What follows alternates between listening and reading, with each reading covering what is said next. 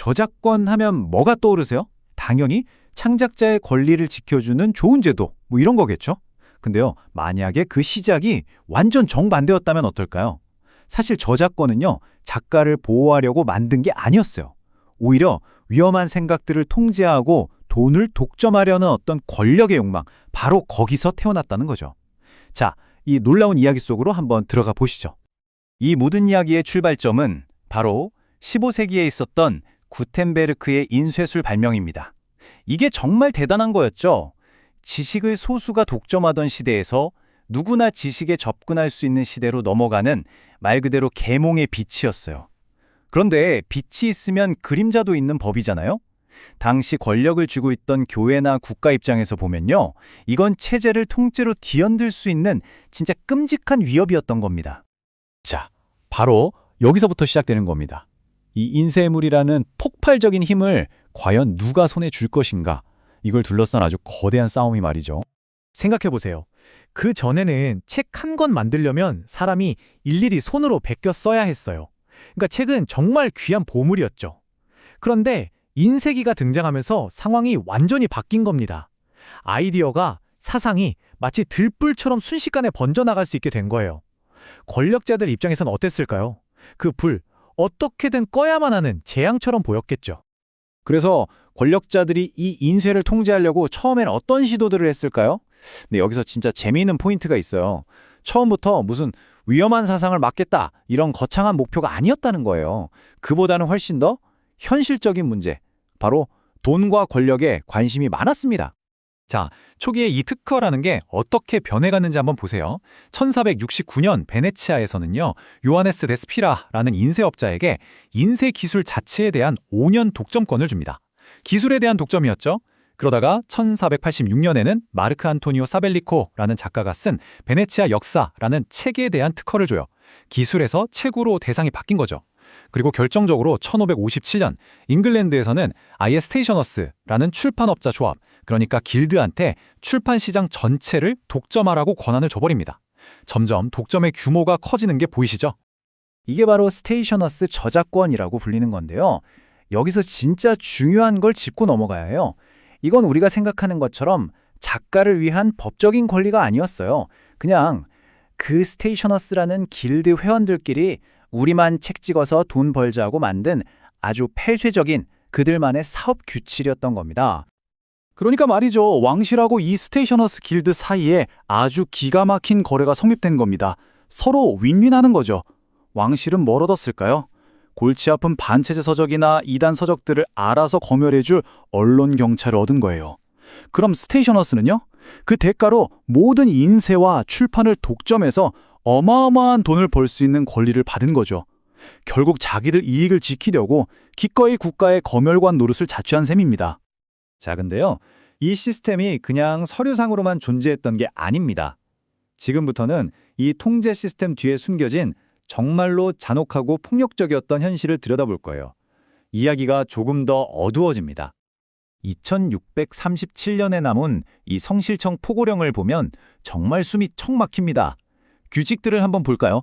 런던의 인쇄업자 수를 딱 20명으로 제한해요. 왜 그랬을까요? 감시하기 쉬우니까요. 또 책을 내기 전에는 무조건 허가를 받아야 했고요. 위험한 생각은 아예 싹을 자르겠다는 거죠. 그리고 저자랑 인쇄업자 실명을 꼭 쓰게 했어요. 나중에 문제 생기면 바로 잡아가려고요. 심지어 불법 인쇄기는 그냥 부숴버릴 권한까지 줬습니다. 이건 뭐 역사상 가장 정교하게 설계된 검열 시스템 중 하나라고 할 수 있겠죠. 그럼 이 시스템에 저항하면 어떻게 됐을까요? 그 대가는 정말 상상 이상으로 끔찍했습니다. 윌리엄 프린이라는 청교도가 있었어요. 여왕을 비판하는 책을 썼다는 이유로 벌금 5,000파운드에 종신형을 선고받고 사람들 다 보는 광장에서 2귀가 잘리는 형벌을 받았습니다. 이게 그냥 처벌이 아니에요. 너희도 까불면 이렇게 된다고 보여주는 아주 잔인한 본보기였던 거죠. 그런데 더 끔찍한 사례도 있습니다. 존 트윈이라는 인쇄업자는요, 왕한테 저항할 권리가 있다는 내용의 책을 인쇄했다는 이유 하나만으로 교수 척장 분지형에 처해졌어요. 이건 당시 반역자에게 내리는 가장 잔인한 사용 방식이었습니다. 시신은 토막 내서 런던 성문에 걸어놨어요. 일종의 경고였죠. 이제는 책을 쓰는 것뿐만 아니라 그냥 인쇄하는 행위 자체가 목숨을 걸어야 하는 일이 되어버린 겁니다. 이런 시스템의 압박이 얼마나 살벌했는지 보여주는 좀 황당한 사건도 있어요. 1631년에 있었던 사악한 성경 사건인데요. 성경 10계명 중에 너는 가늠하지 말지니라는 구절 있잖아요. 여기서 아니라는 딱 한 글자가 빠진 채로 인쇄가 된 거예요. 그래서 너는 가늠할지니라가 돼버린 거죠. 이 오타 하나 때문에 왕의 공식 인쇄업자가 어마어마한 벌금을 물고 완전히 파산해버렸습니다. 실수 하나도 용납하지 않겠다는 거죠. 하지만 이런 끔찍한 어감만 있었던 건 아닙니다. 바로 이 어둠 속에서 자유로운 사상을 위한 위대한 외침이 터져나오기 시작합니다. 상황이 좀 아이러니하게 돌아가는데요. 이번에는 왕이 아니라 의회가 직접 검열 제도를 도입합니다. 바로 그때 시인이자 사상가였던 존 밀턴이 나타나서 이런 근본적인 질문을 던집니다.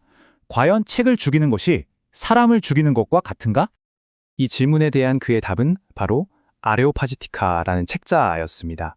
물론 이것도 허가받지 않고 낸 책이죠. 여기서 밀턴은 정말 역사에 남을 주장을 합니다.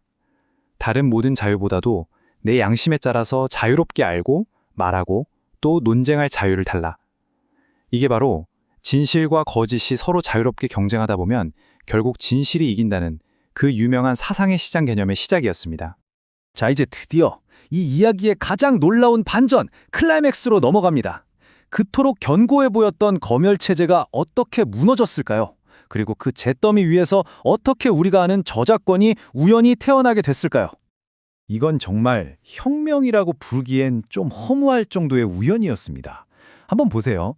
1695년에 그 악명 높던 출판면허법의 효력이 그냥 끝나버려요. 왜냐? 무슨 대단한 사상투쟁에서 이겨서가 아니고요. 그냥 의원들이 이 문제로 싸우는데 지쳐버린 거예요. 정치적인 피로감 때문에요. 그래서 검열 체제가 하루아침에 무너지고 출판업자들은 독점권을 잃어버립니다. 완전 패닉 상태가 된 거죠. 자, 독점권을 잃고 망하게 생긴 이 출판업자들이 어떻게 했을까요? 정말 기가 막힌 전략적 변신을 합니다. 예전에는 우리 길드에 오래된 독점권을 지켜주시오 이렇게 대놓고 자기들 이익을 주장했잖아요. 그런데 이제는 말을 싹 바꿔요. 저 불쌍한 작가들의 재산을 보호해주고 학문을 장려해야 합니다 라면서요. 갑자기 작가들의 수호천사라도 된 것처럼 말이죠. 정말 대단한 리브랜딩 아닙니까? 그리고 이 전력이 먹혀들어서 탄생한 게 바로 1710년의 엔여왕법, 세계 최초의 저작권법입니다. 정말 역사의 아이러니죠? 출판업자들이 자기들 독점권을 되찾으려는 이기적인 마음에서 시작된 건데 그 결과물은 역사상 처음으로 권리의 주인은 저자다. 그리고 그 권리는 영원한 게 아니라 한시적이다. 라는 현대 저작권의 가장 중요한 두 가지 원칙을 세운 법이 된 겁니다. 자, 정리해볼까요? 과거에 인쇄술이라는 새로운 기술을 통제하려는 공포가 저작권이라는 제도를 우연히 만들어냈습니다. 그렇다면 질문은 이겁니다. 오늘날 알고리즘과 빅데이터 같은 새로운 정보 통제 기술들은 과연 무엇을 만들어내게 될까요? 어쩌면 우리는 지금 또 다른 거대한 변화의 시작점에 서 있는 건지도 모릅니다. 그 답의 힌트, 오늘 이야기한 역사 속에 있지 않을까요?